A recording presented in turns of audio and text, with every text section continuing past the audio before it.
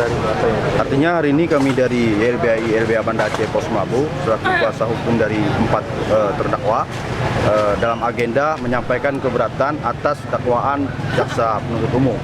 Artinya dari dakwaan jaksa penuntut umum kami melihat dalam keberatan kami sampaikan setelah kami pelajari kami melihat terkait mengenai dakwaan tersebut adalah obscurable, salah satunya mengenai tempus deliktinya tidak jelas. Jaksa di situ hanya menyebut bahwasanya kejadian pada tanggal 17 Juli 2015 di tempat lain pada bulan Juli 2015 itu menandakan jaksa penuntut umum adalah terkesan meragu-ragukan, artinya belum ada kepastian di situ.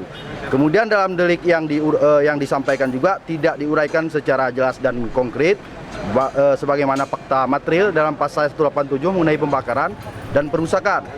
Karena dalam dakwaan cuma disebutkan bahwasanya saksi dari yang diajukan oleh pihak jaksa itu pada tanggal 17 Juli 2015 berada di Abdeling 6 itu pasca kebakaran.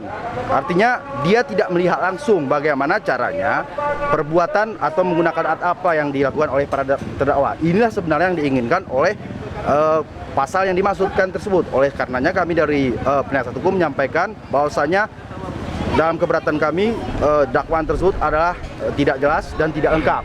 Artinya kami meminta kepada majelis hakim untuk segera menjatuhkan putusan sela nantinya untuk menolak atau membatalkan atau tidak diterima dakwaan dari penuntut umum.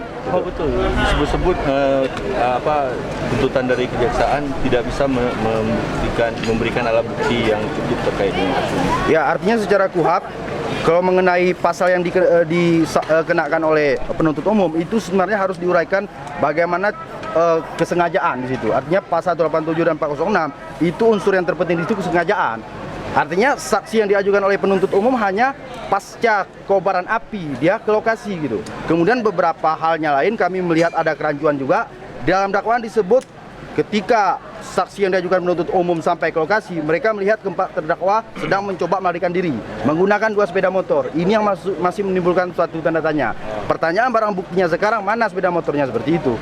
Artinya makanya kita menganggap bahwasan dakwaannya jelas dan tidak cermat dan juga kabur atau obscurable. Di kepolisian ada barang buktinya atau tidak ada?